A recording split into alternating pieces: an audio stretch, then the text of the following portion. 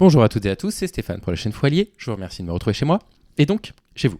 On va parler, c'est absolument pas à moi de le faire, et on va parler du mot femme parce que apparemment, rien ne va dans ma critique de Transmania, d'accord, hein, tout est faux parce que je serais pas capable de définir le mot femme. C'est que j'ai eu aucune réaction de la part des transphobes qui me suivaient, qui sont venus un tout petit peu commenter ma vidéo en envoyant quand même l'une d'entre elles, hein, avec laquelle j'avais pas eu trop de désaccords. Hein. Voilà. Aucun lien sur le fait que certaines études sont volontairement mal interprétées, qu'il y a des sources qui ne sont pas fournies, qu'il y a des personnes citées qui sont des personnes ouvertement d'extrême droite, ouvertement racistes, xénophobes, etc. Rien là-dessus. Pas un mot sur la fétichisation des femmes trans et puis leur essentialisation à des sortes de détraqués sexuels. Enfin, je veux dire, c'est grave ce qu'il y a à l'intérieur. Pas un mot là-dessus. Mais tu peux définir le mot femme ? On t'a pas entendu le définir ? Ah, paf, une dizaine de likes direct, toute la clique. Je sais d'où ça vient, on m'a envoyé la capture d'écran du groupe Facebook où elles se sont dit comment il faut réagir à ça. Mais lâchez-moi, mais fichez-moi la paix, on n'est pas d'accord. Par contre, moi je commence à en avoir marre de cet argument de t'as qu'à définir le mot femme puisque t'es si fort. Et en fait, le truc c'est que moi j'aurais pu tomber là-dedans. Je me demande si j'ai pas même tweeté un truc comme ça il y a 2 ans et demi quand j'étais complètement à l'envers sur ces questions-là. C'est tout à fait possible que j'ai tweeté ça. De toute façon, elles se feront un plaisir de le ressortir un jour si jamais le souhaitent. Enfin, moi j'ai jamais caché que j'ai un passé transphobe, que j'ai eu du mal à en sortir. Et je vais encore pouvoir vous donner des explications aujourd'hui de comment j'ai fait pour quitter cette secte, quoi. Enfin, je veux dire, cette secte absolue. Donc, déjà, ça vient d'où cette absolue nécessité de pouvoir définir le mot femme comme si c'était important de pouvoir définir le mot femme. On va vraiment revenir sur 2 points. 1. L'impossibilité de définir le mot femme, d'après elle, et 2, la définition du mot femme. Je suis désolé, je suis tellement pas placé pour faire ça, mais il faut bien répondre à ces arguments. Il faut que vous sachiez comment répondre sur les réseaux sociaux, parce que c'est l'argument majeur. Premièrement, ça vient d'où, ce truc ? Ce truc, c'est très simple. Ça a été popularisé, ça vient pas de là. Il y avait des grands penseurs comme Jordan Peterson, qui s'étaient déjà bien amusés sur Internet à dire aux gens, vous pouvez pas définir le mot femme. Ça a été popularisé par Matt Walsh. Alors, Jordan Peterson, déjà, c'est pas une personnalité particulièrement sympathique à suivre, c'est le moins qu'on puisse dire. Là, on est chez les ultra-conservateurs de l'alt-right américaine, anti-avortement, tout ce que vous voulez. Ça a été popularisé par Matt Walsh. Matt Walsh, c'est un charmant jeune homme, qui a fait un documentaire qui s'appelle What is a Woman, qui a été beaucoup vu, beaucoup commenté dans ces milieux transphobes. Et Matt Walsh, c'est quelqu'un qui avait écrit, par exemple, que l'avortement, il fallait jamais le faire, en particulier dans les cas d'inceste, parce que, vous comprenez, d'après Matt Walsh, si jamais vous forcez une fille qui a subi un inceste à avorter, l'objet du crime disparaît. Donc on ne peut pas s'en apercevoir. Et donc on ne peut pas lui venir en aide. Donc il faut qu'elle avorte de son père. Voilà, c'est le truc qui dit. C'est un suprémaciste blanc également. D'accord, sachez-le. On a les héros qu'on mérite. Je veux dire, il y a un moment donné, posez-vous des questions. Il y a un moment donné, vraiment, posez-vous des questions. De quel côté est-ce que vous êtes actuellement ? Soit vous faites un pur coming out d'extrême droite et vous l'assumez une bonne fois pour toutes, mais vous arrêtez vos bêtises de nous, on est quand même la gauche et on est des progressistes. Il va falloir vraiment arrêter, vous poser des questions, prendre 3 pas de recul et vous demander un petit peu ce que vous êtes en train de défendre. Donc, premièrement, tu sais pas définir le mot femme. Très bien. Bon, partons du principe que ce soit vrai. C'est complètement faux, mais partons du principe que ce soit vrai. Moi, j'ai une question très simple à vous poser, en fait. Est-ce que vous pouvez me définir des choses très simples comme, je sais pas, fleur ? Donnez-moi la définition du mot fleur. La définition du mot fleur. Quelle est la définition du mot fleur ? Je ne vous demande pas de me dire ça, c'est une fleur. Je vous demande de me donner la définition du mot fleur. C'est quoi la définition d'un mot, je sais pas, comme un concept, par exemple ? C'est quoi un concept ? Définissez-moi le mot concept. C'est pas si simple. C'est quoi une couleur ? C'est quoi la définition d'une couleur ? Alors les gens qui voient où je veux en venir, ils vont me dire, ouais, mais il est marrant, mais là, en fait, à part pour le mot fleur, le mot concept, il est difficile à définir parce qu'il est polysémique, particulièrement polysémique. Et le mot couleur, c'est pas tant qu'il est polysémique, c'est simplement qu'en fait, comment le définir ? Le définir de quelle façon ? Le définir d'un point de vue purement physique ? D'un point de vue purement physique, vous pouvez tout à fait dire une couleur, c'est un truc qu'on voit, qui est compris dans un spectre de lumière entre 400 et 800 nanomètres. Très bien, ça ne dit absolument rien de ce que c'est que le concept du mot couleur, mais vous en donnez une définition qui répond à des critères physiques qui sont plutôt réels. Effectivement, un autre spectre de vision de couleur, il va entre 400 et 800 nanomètres. Ça dit pas grand-chose de votre compréhension de ce que c'est qu'une couleur. Vraiment pas. Ça dit que vous avez été en 5e et vous avez fait un petit peu d'optique en physique, et c'est très bien de se rappeler ce genre de choses. C'est pas très utile, mais bon, c'est très bien. C'est quoi la définition de rouge ? Quelle est la définition du mot rouge ? Et là, ça devient plus compliqué, parce que rouge, ça fait appel à plein de choses. Ça fait appel à la couleur, ça fait appel aussi à la dénomination des communistes, qui a longtemps été considérée d'ailleurs comme un terme péjoratif, ça fait référence à un alcool. Et donc là, on se dit, attends, une seconde, oublions la couleur pour un instant. Si je veux définir le mot rouge, si c'est une question un jour qu'on me pose, il va falloir qu'on circonscrive un petit peu ce truc-là, que je dise, je sais pas, dans quel champ de domaine est-ce que tu me poses cette question-là? Et ça, c'est valable pour énormément de choses. Je vous demande de définir le mot race. Il y a une partie du public, en entendant ma question, qui n'a pas été gênée. Des gens qui ont fait de la biologie. Pour eux, c'est très facile de déterminer le mot race. Parce que c'est un concept qu'ils vont utiliser en biologie. En sociologie, ils sont tout à fait capables de définir ce que c'est que le mot race. Ils ont besoin du concept de race pour pouvoir définir ce que c'est que le racisme. Vous demandez à quelqu'un d'extrême droite de définir le mot race, il va vous confondre avec une origine, avec une couleur, etc. Mais le mot race en lui-même est un mot polysémique. Donc si vous voulez définir un mot comme le mot race, comme le mot rouge, la première des choses qu'il faut faire, c'est déjà de vous dire, mais de quoi on parle? De quoi tu parles? Je peux t'expliquer ce que c'est qu'une race de chien, par exemple. Je ne peux pas t'expliquer en taxonomie ce que c'est qu'une race humaine. Voilà. En revanche, en sociologie, je comprends le concept de race, et je comprends pourquoi il est important. Il est important de le comprendre, pas de l'utiliser, évidemment, pas de l'utiliser dans le langage populaire, je veux dire, mais de le comprendre pour pouvoir lutter contre les discriminations raciales. Donc, on revient. Le mot rouge. Non seulement, je pense que vous ne pouvez pas le définir, mais allons plus loin. Prenons un type comme moi. Tiens, est-ce que j'ai un exemple là? Moi, je suis atteint d'une maladie absolument gravissime, qui m'atteint tous les jours. Ah, c'est dur, je suis daltonien, je vois pas le rouge, je vois pas le vert. C'est tout sauf un handicap. Et pourtant, je peux vous dire que ça, c'est rouge. Aucun doute. Pourquoi je peux vous dire que ça, c'est rouge? Parce que moi, depuis que je suis tout petit, je vois pas le rouge et le vert. Voilà, c'est comme ça. J'ai un peu simplifié. Sauf que, depuis tout petit, moi, je vois ça. Tout le monde me dit, ça, c'est du rouge. Bon, j'ai répété, c'est du rouge. Ne me demandez pas la couleur que je vois. Je peux pas vous dire quelle couleur je vois, puisqu'on m'a dit qu'il fallait que je dise que quand je voyais ça, c'était rouge. Donc j'ai appris à dire que la couleur que je vois là, c'est du rouge. Mais c'est pas le rouge que vous voyez. Moi, je vois pas votre rouge, je le verrai jamais. Donc je vois une couleur que j'ai l'habitude d'appeler rouge. Donc là, ce que je suis en train de vous dire, c'est que je suis en train de vous expliquer que non seulement je ne suis pas capable de vous définir ce que c'est que la couleur rouge, de vous donner une définition de la couleur rouge, autrement que par un truc du style, j'imagine que c'est dans les longueurs d'onde autour de 400 nanomètres, puisque dans mes souvenirs, en dessous de 400 nanomètres, on est dans l'infrarouge. Au-dessus, on est dans les ultraviolets. J'imagine que le rouge, c'est à peu près là, vers les 400 nanomètres. Si ça se trouve, je me trompe complètement. Je ne suis pas capable de le définir. Je ne suis même pas capable de le percevoir. Est-ce que pour autant, je ne suis pas capable de communiquer très correctement avec une personne quand il va me parler de la couleur rouge? J'en suis absolument capable. Déjà parce que j'ai appris à la nommer de cette façon-là, alors que clairement, je ne la vois pas. Et ensuite, parce qu'en fait, ça n'a pas une grande importance que lorsqu'on parle de la couleur rouge, on soit sûr qu'on parle tous exactement de la chose que l'on perçoit. Parce que si on me demande d'associer des choses à la couleur rouge, comme n'importe qui, je peux dire les fraises sont rouges, les cerises sont rouges, le soleil brûlant dans les films apparaît en rouge, et très bien, on se comprend. Maintenant, comprenez bien, je vous parle d'un concept que je ne peux pas voir et que je ne sais pas définir. Donc, la première question que j'ai à poser aux transphobes, c'est, par rapport au mot femme, si quelqu'un n'est pas capable de définir le mot femme, vous trouvez ça simple de définir le mot femme? Vraiment? Alors vous, c'est facile parce que vous avez une expression toute faite, adulte, humain, femelle. Très bien, vous en avez une définition qui répond à des critères physiologiques, génétiques. Quand effectivement tout est aligné, il y a 5 façons de déterminer effectivement le sexe. Quand tous les critères sont alignés, votre définition, elle est effectivement valable. Très bien. Très bien, très bien, très bien. Donc, la première chose que je voudrais vous dire, c'est, est-ce que si des personnes n'arrivent pas à vous donner cette définition du mot femme, vous considérez qu'ils ne peuvent pas reconnaître une femme, par exemple? Est-ce que vous le considérez ça? Donc, est-ce que c'est un problème quand vous demandez à des personnes de définir le mot femme, qui vous répondent que c'est difficile à définir? Quand vous vous dites, non, c'est très simple à définir. Non, c'est pas simple à définir. Et on va revenir dans la deuxième partie sur pourquoi c'est pas simple à définir. Et c'est une des grandes raisons qui m'a fait douter de mes positions transphobes. C'est pas facile de définir les termes usuels des choses qui nous entourent. C'est pas si simple que ça. C'est pas si simple de définir le mot ciel. C'est pas si facile que ça, en fait. C'est pas si facile, quand on n'a pas fait quelques études, de définir le mot planète. C'est pas facile de définir le mot cellule. C'est pas facile de définir des mots qu'on utilise. Mais c'est pas grave.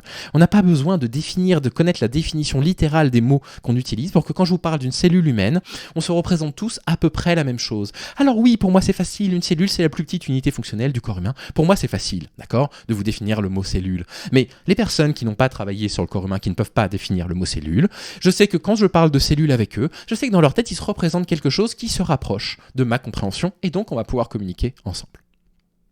On est d'accord avec ça ? Maintenant, ça c'était le premier point. Incapacité à définir un mot et alors ?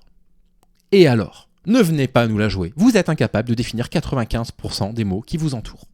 Vous n'êtes pas capable de le définir. Vous n'êtes pas capable de définir le mot lettre. Vous ne savez pas comment on définit le mot lettre. C'est quoi une lettre ?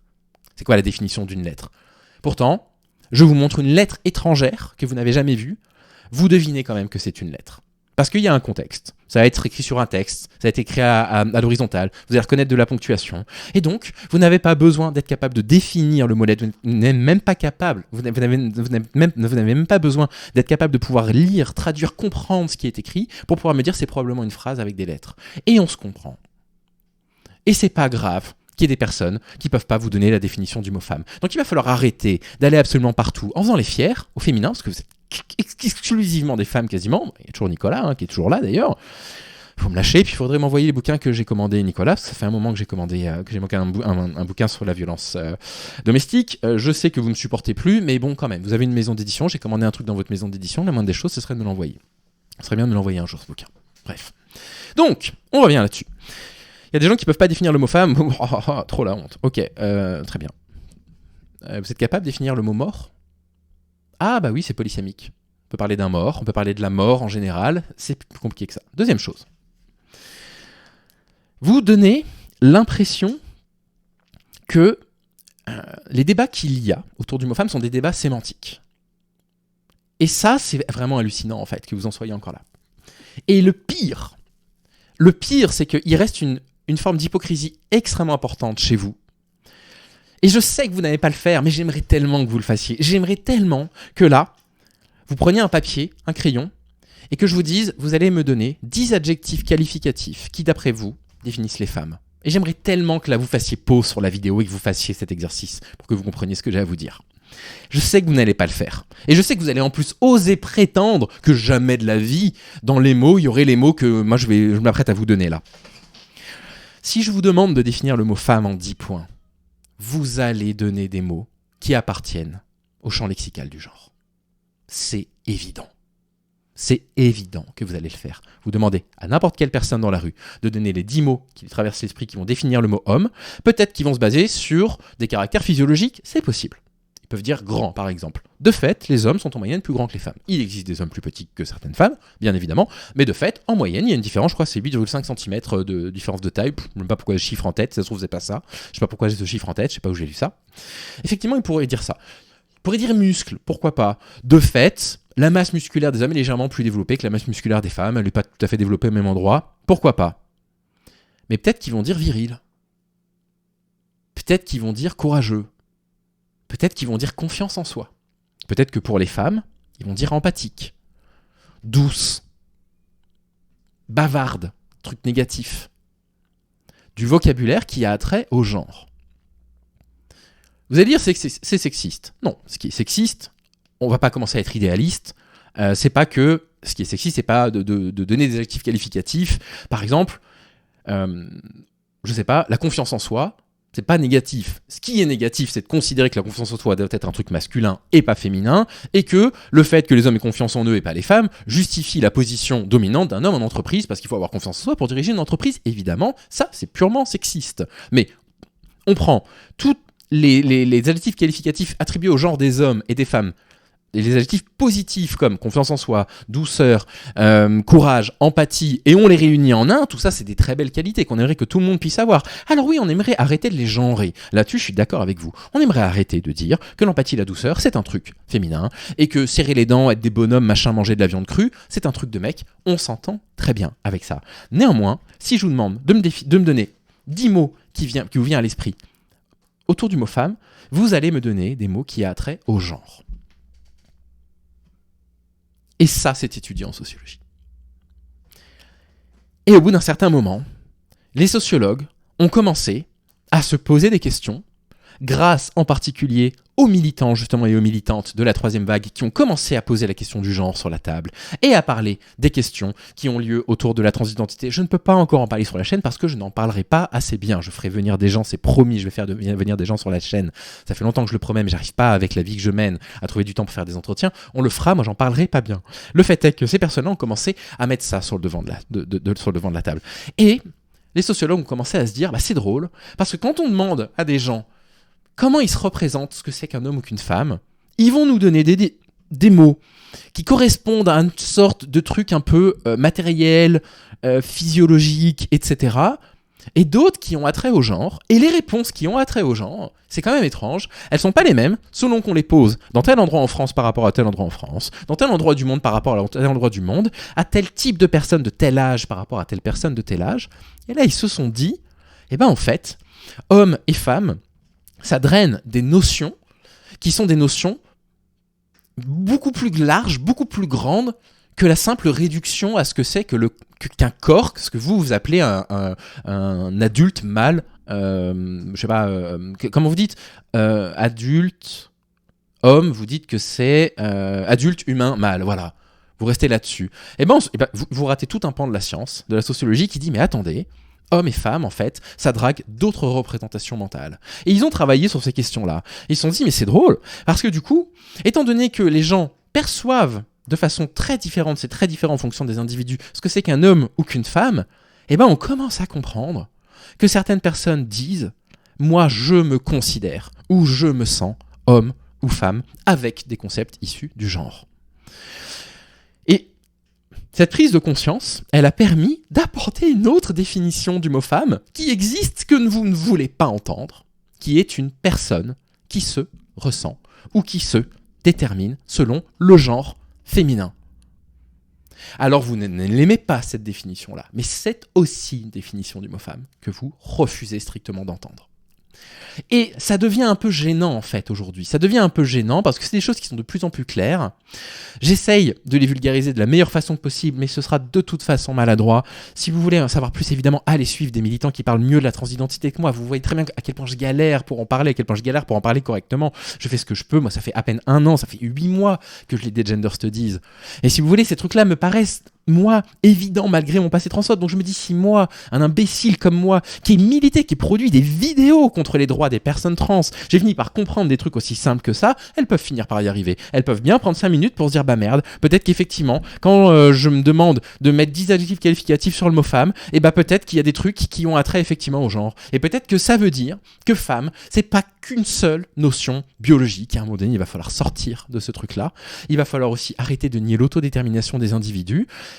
Et du coup, arriver sur ma chaîne en essayant de prétendre que mon argumentaire tombe à l'eau parce que je suis incapable de définir le mot femme, montre quelque chose d'assez évident, c'est que vous êtes incapable de définir le mot femme autrement que par une seule définition. Et qu'en plus de ça, vous faites un énorme homme de paille, c'est que vous prétendez que si on n'est pas capable de définir précisément un concept qu'on utilise, c'est qu'on est un petit peu idiot. Voilà. Je ne sais pas si c'était clair, parce que je ne l'ai pas écrit, cet épisode, je ne l'ai pas du tout écrit. Je ne l'ai même pas pensé. Si vous voulez, j'ai enregistré la vidéo sur Edouard Baird qui est sortie hier, et je me suis dit, quand même, il y a un moment donné, il faut que je réponde à ce que je dis. Donc je ne sais pas si ma pensée, elle est claire. Elle n'est probablement pas particulièrement limpide, étant donné que moi, c'est très récent. Ces réflexions-là, pour moi, sont très récentes. Évidemment, je vous en parle sur la chaîne, je vous parle des trucs que je lis justement en disant ça m'a fait me poser des questions, etc. Mais j'aimerais au moins que ce truc de vous pouvez pas définir le mot femme, vous l'abandonniez, parce que ce truc-là, laissez à Matt Walsh ce qui appartient à Matt Walsh. Soit vous faites un pur coming out d'extrême droite et vous dites oui voilà, on est revendiqué d'extrême droite comme Marguerite Stern l'a fait, c'est très bien, Marguerite Stern elle a dit, je commence à réaliser en fait je suis une conservatrice, voilà, et au moins maintenant c'est devenu clair quoi, c'est une conservatrice, elle traîne avec des personnes d'extrême droite, un jour elle dira je suis d'extrême droite, elle l'assumera, donc assumez-le, arrêtez de prétendre que vous êtes la gauche progressiste et que vous êtes là pour défendre les enfants et pour défendre les droits des femmes, parce que là ça devient quand même assez visible et les arguments que vous utilisez deviennent vraiment gênants, parce que ça devient, pour moi très sincèrement aujourd'hui ça devient ridicule d'entendre ça devient absolument ridicule d'entendre ces trucs là. Maintenant, si vous êtes là à prétendre « Ah non, moi quand on dit le mot femme, moi j'ai répondu que les premières choses qui me viennent à l'esprit, c'est des trucs qui déterminent la physiologie des femmes. J'ai répondu ovaire, j'ai répondu XX, etc. » Voilà, écoutez, restez, je sais pas, dans cette vision, qui est une vision plus, je veux dire, on va pas revenir là-dessus, mais quand même, assez limité de ce que vous percevez comme un homme et une femme, parce que, enfin, je veux dire, il n'est pas dit que la majorité des individus s'alignent sur tous les critères qui permettent de déterminer le sexe, quoi. C'est absolument pas dit. Bref, c'est tout ce que je voulais vous dire, ça fait déjà 20 minutes que j'en parle, et on sent que ça m'agace un petit peu, parce que je viens de ces trucs-là, et j'aimerais bien qu'elle me foute la paix. Là, ça tombe sur Muriel, parce que c'est Muriel qui m'a répondu, j'ai rien contre Muriel personnellement, mais quand je vois tous les trucs de like derrière, que sur Facebook, tout le monde est content, genre, on lui a fermé sa gueule à Stéphane, hein. Il sait pas définir le mot femme, il sait plus définir le mot femme, hein. Ça commence à me fatiguer. Donc voilà, donc Transmania, c'est bien. Voilà, c'est bien, parce que soi-disant, je saurais pas définir le mot femme. Ça devient fatigant. C'est tout ce que j'avais à dire. Je vous en prie, n'hésitez absolument pas à me corriger sur mes propos, à m'orienter vers des lectures si jamais j'ai dit des bêtises sur les questions de genre, sur les questions de transidentité, n'hésitez jamais à le faire. Je fais ce que je peux avec le très très peu de connaissances que j'ai, je me corrige. C'est évidemment mieux qu'il y a 2 ans, c'est 1 an et demi, 2 ans, je sais plus, ça fait un moment maintenant. C'est évidemment 1 milliard de fois moins bien que les vulgarisateurs qui parlent de ces sujets et qui les connaissent mieux que moi, mais voilà, j'essaye au moins de montrer aux personnes qui m'ont suivi et qui parfois regardent encore mes vidéos uniquement quand ça parle des trans, parce que je suis devenu l'ennemi des femmes, hein, d'après elles. Toujours un truc qu'elles utilisent sur Facebook, elles militent beaucoup sur Facebook, hein, à les comprendre. Voilà, au moins essayer de leur montrer pourquoi il est temps aussi de s'ouvrir un tout petit peu à d'autres définitions. Et de sortir de leur vision assez monolithique et assez essentialisante. Voilà. Allez, bonne journée, à demain. Qu'est-ce que je sors demain ? Ouh là là, ça va pas vous plaire. C'est une femme qui a éloigné ses enfants de son mari qui les violait. Et qu'est-ce qui s'est passé en justice ? Vous le découvrirez demain. Le bonnet est absolument plus à l'endroit. Écoutez, autant l'assumer jusqu'au bout. Allez, bon après-midi, bonne journée à toutes et à tous. Prenez soin de vous et désolé d'avoir été un petit peu énervé dans cet épisode. Salut.